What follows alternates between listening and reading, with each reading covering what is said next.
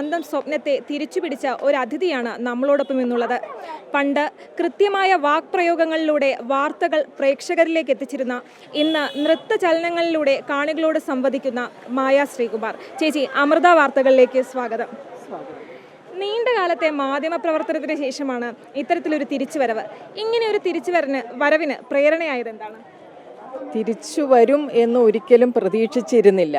ഇപ്പോൾ നേരത്തെ പറഞ്ഞ മാതിരി എൻ്റെ ഗുരു സനിൽകുമാർ സാറ് ഒരു പുതിയ ബ്രാഞ്ച്, ശ്രീ നടരാജ ഡാൻസ് അക്കാഡമിയുടെ പുതിയൊരു ബ്രാഞ്ച് ഇവിടെ പാൽക്കുളങ്ങര തുടങ്ങി ലേഡീസിന് വേണ്ടിയിട്ട്.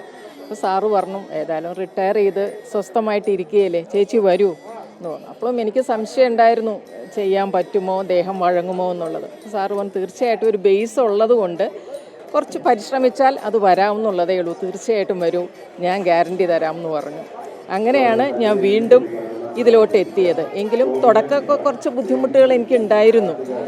എങ്കിലും അതിനെല്ലാം അതിജീവിച്ച് സാറ് പറഞ്ഞ മാതിരി പ്രാക്ടീസും പരിശ്രമത്തിൻ്റെ ഇതും എല്ലാം കൊണ്ട് ഈശ്വരവിശ്വാസം നല്ലോണം ഉണ്ട്. അതെല്ലാം കൂടെ ചേർത്താണ് എനിക്ക് ഇപ്പോൾ ഇത്രയെങ്കിലും ചെയ്യാൻ എനിക്ക് സാധിക്കുന്നത്. ഇനിയൊരു കച്ചേരി ചെയ്യണം എന്നുള്ള ആഗ്രഹത്തിലാണ്. അത് വരുന്ന ഏപ്രിൽ 26-ാം തീയതിയാണ് ചെയ്യാൻ ഉദ്ദേശിക്കുന്നത്. 1.5 മണിക്കൂർ നേരം ചെയ്യണം, എല്ലാ ഐറ്റവും ചെയ്യണം. അതിനുള്ള പ്രാക്ടീസിലാണ് ഞങ്ങളിപ്പോൾ.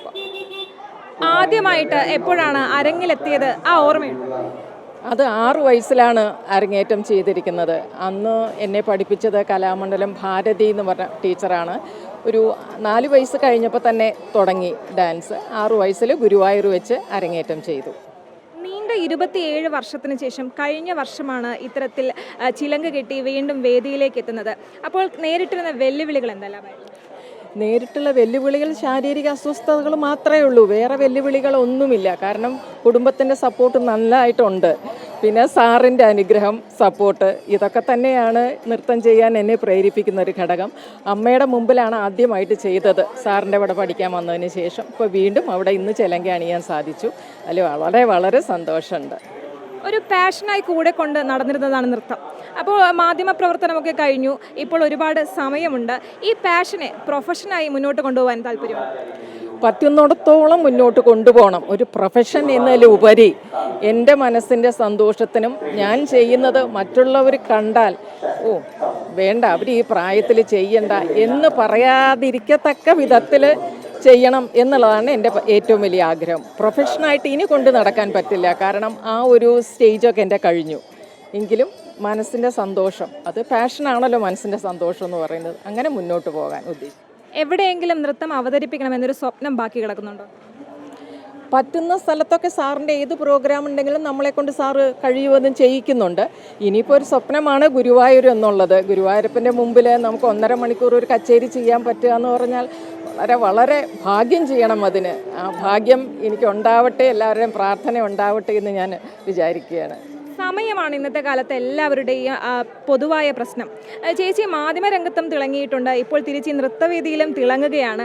അപ്പോൾ ഇത്തരത്തിൽ സ്വന്തം സ്വപ്നങ്ങളെ എന്തെങ്കിലും തിരിച്ചു പിടിക്കാൻ സാധിക്കുമോ എന്ന് സംശയിക്കുന്ന ഒരുപാട് പേരുണ്ട്. അവരോട് എന്താണ് പറയാനുള്ളത്? അവരോട് പറയാനുള്ളത് ഇതാണ്, ഏത് പ്രായത്തിലും ശരി, നമ്മളിപ്പം വർക്ക് ചെയ്യുന്ന സമയത്ത് നമുക്കത് സാധിച്ചില്ലെങ്കിലും റിട്ടയർ ചെയ്ത് കഴിഞ്ഞാൽ നമുക്ക് അങ്ങനെ ഒരു സ്വപ്നം ബാക്കി കിടക്കുന്നുണ്ടെങ്കിൽ നമ്മളത് പതിയെ പതിയെ ചെയ്യുക. കുറച്ച് ഈ പറഞ്ഞ മാതിരി ശാരീരിക ബുദ്ധിമുട്ടുകളും മറ്റ് അവശതകളൊക്കെ ഉണ്ടാവുമായിരിക്കാം, എങ്കിലും പ്രയത്നം, അതാണ് ഏറ്റവും വലിയ കാര്യം. ആ പ്രയത്നം ഉണ്ടെങ്കിൽ, ഈശ്വരാനുഗ്രഹം ഉണ്ടെങ്കിൽ നമുക്ക് ഏത് വേദിയിലും നൃത്തം ചെയ്യാൻ സാധിക്കും. സ്വപ്നം കാണുന്നവർക്കെല്ലാം മായ ശ്രീകുമാർ എന്നും ഒരു പ്രചോദനം തന്നെയായിരിക്കും. ക്യാമറാമാൻ വിഷ്ണുവിനൊപ്പം ദേവിക ചന്ദ്രൻ, അമൃത ന്യൂസ്, തിരുവനന്തപുരം.